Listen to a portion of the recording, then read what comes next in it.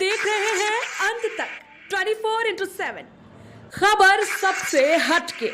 Sciatica हो या cervical, Mukesh Kumar और आप देख रहे हैं अंत तक 24/7। दोस्तों, आज समाज में कितनी तरह की बीमारियां बढ़ रही हैं इसका अंदाज़ा शायद आपको नहीं होगा, लेकिन मैं रूबरू होता हूं और अक्सर मैं ऐसी जगह जाता रहता हूं जहां पर बहुत से परेशान लोग हैं, बीमार लोग हैं, बच्चे हैं, युवा हैं, जवान हैं, ओल्ड एज हैं, सब हैं, सभी तरह के। लेकिन अधिकतर लोग झाड़ फूंक, नीम हकीम इनके पास जाना चाहते हैं। क्यों? क्योंकि उनके पास सही गाइडलाइंस नहीं होती, सही रास्ते नहीं होते। मैं दोस्तों आपके लिए स्पेशल एक शो लेकर के आया हूं, स्वस्थ रहें, स्वस्थ है तो जीवन है। वो ये क्या है? हमारे साथ आज जुड़े हुए हैं कैलाश हॉस्पिटल डायरेक्टर हैं और सीनियर डॉक्टर हैं न्यूरोलॉजिस्ट के, जो आपको बताएंगे कि आपको साइटिका कैसे, कब होती है, क्या प्रॉब्लम होती है, उसके बचाव के क्या उपाय हैं। साथ ही साथ सर्वाइकल और ब्रेन में अटैक पड़ने से पहले क्या संकेत मिलते हैं और उसको कैसे कवर किया जाए 6 घंटे के अंदर। तो ये सब बातें चर्चा करेंगे। आज मेरे साथ डॉक्टर साहब हैं कैलाश हॉस्पिटल के डायरेक्टर साहब। डॉक्टर साहब नमस्कार। नमस्कार सभी दर्शकों को मेरा बहुत बहुत नमस्कार। जी डॉक्टर साहब, तो जैसे कि आज हम समाज में देख रहे हैं इतनी परेशानियां बढ़ रही हैं, युवा, बच्चे, ओल्ड एज, तो इसके क्या उपाय हैं और कैसे इसको पहचानेंगे?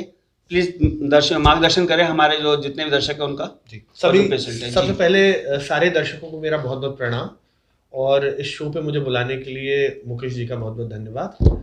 जैसा कि उन्होंने जिक्र किया शियाटिका बेसिकली हम कमर के दर्द को बोलते हैं, जो कि कमर से, कूल्हे से, जांग से होता हुआ नीचे पांव तक जाता है।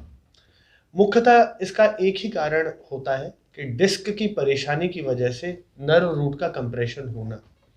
सामान्य तौर पर देखा गया है कि जिन व्यक्तियों का वजन बहुत ज़्यादा बढ़ता है, जिनको कैल्शियम की कमी पाई जाती है, जिनमें कुछ स्पोर्ट्स इंजरीज होती हैं, उनमें मुख्यतः ये चीज़ें देखी जाती हैं नर्व रूट के कंप्रेशन की वजह से। और ये पेन काफ़ी आजकल यंग एज के बच्चों में भी देखा जाता है, जो कि एक्सट्रीम एक्सरसाइजेज बिना किसी सेफ्टी प्रिकॉशंस के करते हैं। इसके इलाज में मुख्यतः रूप से देखा जाए तो दवाइयों का, फिजियोथेरेपी का और लाइफस्टाइल मॉडिफिकेशंस का बहुत रोल है। और 90 to 95% केसेस को आज के दिन में हम सिर्फ दवाइयों से, फिजियोथेरेपी से और लाइफस्टाइल मॉडिफिकेशन से दूर किया जा सकता है। इसके बाद भी अगर ये परेशानियां दूर नहीं होती तो इनमें नर्व रूट ब्लॉक भी लगाए जा सकते हैं। और इसके बाद भी अगर ये परेशानी नहीं जा रही है तो सर्जरी भी आज एक अच्छा ऑप्शन है, जो कि की होल सर्जरीज होती हैं। इसके लिए बहुत ही छोटे इंसिजन से ये सर्जरी की जा सकती है, बहुत ही शॉर्ट ड्यूरेशन में, और पेशेंट्स को वर्षों तक लाभ उसका मिलता रहता है। डॉक्टर साहब बिल्कुल आपने सही बताया, लेकिन बहुत से ऐसे होते हैं जो स्टूडेंट्स हैं, बच्चे हैं, जिनको बीमारी तो बढ़ आती है लेकिन उनके पेरेंट्स को ये समझ नहीं आता हम क्या करें। तो ऐसी दिशा में बहुत सी जगह ऐसी जानकारी मिलती है कि वो सर्जरी कराओ। क्या वो जरूरी है कि उसी दिशा में सर्जरी ही आवश्यकता है? जी नहीं, सबसे पहले किसी भी बच्चे को या किसी भी व्यक्ति को अगर ये परेशानी है तो उसको किसी भी स्पाइन स्पेशलिस्ट, न्यूरोसर्जन से मिलना चाहिए। वहाँ पर जाके इनका प्रॉपर एक न्यूरोलॉजिकल स्पाइन का एग्जामिनेशन होना चाहिए और एमआरआई की स्टडी होनी चाहिए। जब एमआरआई की स्टडी और क्लिनिकल स्टडीज़ को कोरिलेट करके ये डिसीजन मेकिंग होती है कि इनको डेफिनेटली सर्जरी की ज़रूरत है या दवाइयों से भी ये हो जाता है सही। 95% केसेस में, जैसे मैंने आपको बताया, कि दवाइयों द्वारा इसका इलाज संभव है। और ये डिसीजन एक एक्सपर्ट पे ही छोड़े कि वेदर सर्जरी की ज़रूरत है भी या नहीं भी।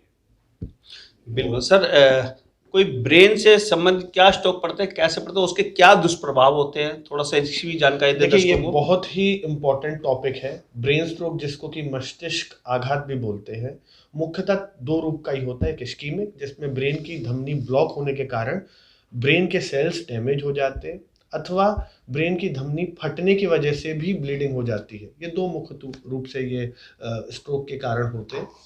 और आज पूरे विश्व में हर 40 सेकंड में एक व्यक्ति इससे अफेक्टेड है और हर 40 मिनट में एक व्यक्ति की इससे मौत हो रही है।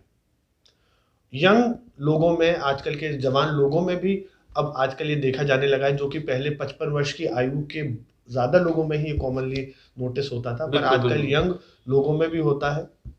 मुख्यतः रूप से अगर किसी को स्ट्रोक होता है तो उसको एक हाथ यानी बाजू और पाँव का लकवा या वीकनेस आना हो जाता है, चेहरे का टेढ़ापन, बोलने की जो शक्ति है उसका चला जाना या कंप्रोमाइज होना, इसको हम बोलते हैं। इसको सिंपल टर्म्स में हम फास्ट बोलते हैं। फेस, आर्म, स्पीच, टी से time to go hospital. Patients का आज के युग में बहुत ही आसानी से अगर गोल्डन पीरियड में उस पेशेंट को ले आया जाए तो उसका इलाज संभव है। एक छोटा सा उदाहरण मैं दूंगा। बिल्कुल, कल ही बिल्कुल, हमारे जी। हॉस्पिटल में 10 बजे एक व्यक्ति आए, 32 वर्ष के युवा थे, वकील थे, लॉयर, प्रैक्टिस करते थे लॉ की, और उन्होंने नोटिस किया कि उनका लेफ्ट साइड का हाथ और पाँव नहीं चल रहा है और मुंह में भी टेढ़ापन आ गया है। तुरंत ही उनकी एमआरआईज करी गई, प्रोटोकॉल फॉलो करते हुए सारे जांचें हुई और उनको त्वरित ही आईसीयू में शिफ्ट करा के थ्रोम्बोलाइटिक थेरेपी दी गई। और उसका लाभ ये हुआ कि अगले 6 से 8 घंटों में उन्होंने धीरे धीरे अपने हाथ की और पाँव की पावर भी रिगेन कर ली। तो ये इस तरीके की चीज़ें से अगर हम जनता को जागरूक रखें, अवगत कराएं, तो बहुत लोगों की जीवन सुधर सकता है, बच सकता है और इसका फ़ायदा सबको मिल सकता है। डॉक्टर साहब, एक चीज़ और देखने में आ रही है कि आजकल के फास्ट फूड की तरफ जैसे जैसे हमारी युवा जनरेशन जा रही है, क्या उसका भी कोई दुष्प्रभाव पड़ रहा है कि इस बीमारी के ऊपर? देखिए, जितना भी फास्ट फूड है या जिसे हम जंक फूड भी बोलते हैं, जो कि पाश्चात्य फूड है, बेसिकली हमारी संस्कृति में बहुत ज़्यादा वसा वाला। ये था नहीं। वसा जिसमें फैटी फूड बहुत ज़्यादा जिसको हम बोलते हैं, चीज़ का जिसमें बहुत ज़्यादा उपयोग होता है, अजीनोमोटो जैसी चीज़ों का यूज़ होता है, ये हेल्थ के हिसाब से अच्छी नहीं मानी जाती हैं और ये हमारा खान पान भी नहीं है। पर आजकल की जनरेशन और समय में देखा गया, जब से कोविड या कोविड के बाद से बहुत सारी ऐसी साइट्स हैं जिन पे आप घर पे बैठे बैठे खाना मंगा सकते हैं, ना कि दिन में, रात में भी मंगा सकते हैं। वर्क फ्रॉम होम के कारण लोगों का एक्सरसाइज से भी थोड़ा सा इतना आना जाना, इनएक्टिविटी हो गई है, तो वो एक्सरसाइज के लिए भी टाइम नहीं निकाल पा रहे। स्ट्रेस भी लोगों में बढ़ा है। बिल्कुल सही। साथ के साथ जब लोग घर पे रहते हैं तो अल्कोहल का और सिगरेट का सेवन भी कुछ होता लोग, ये इंक्रीज हुआ है आजकल देखा गया यंग लोगों में। तो ये सारी चीज़ें मिलके डेफिनेटली ब्रेन स्ट्रोक या न्यूरोलॉजिकल प्रॉब्लम्स पे अफेक्ट ज़रूर डालती हैं। रिस्क फैक्टर है ये। रिस्क फैक्टर है ये।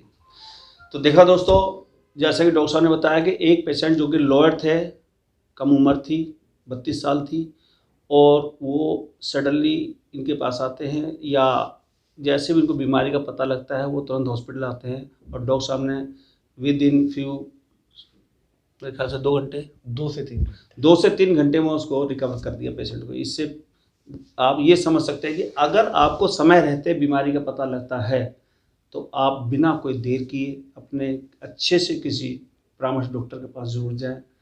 और नोएडा में रहते तो मैं तो यही कहूँगा कि कैलाश हॉस्पिटल के अंदर यदि आप आते हैं तो हो सकता है डॉक्टर साहब का सहयोग आपको मिले और आप वापस स्वस्थ रह करके जीवन जी सकते हैं। लेकिन फास्ट फूड को अवॉइड करें, फिर भी यही कहूँगा, और योगा को ज़रूर अपनी दिनचर्या में शामिल करें। तो फिर किसी नए मुद्दे पर मिलते हैं आपसे। देखते ही तब तक अंत तक 24x7।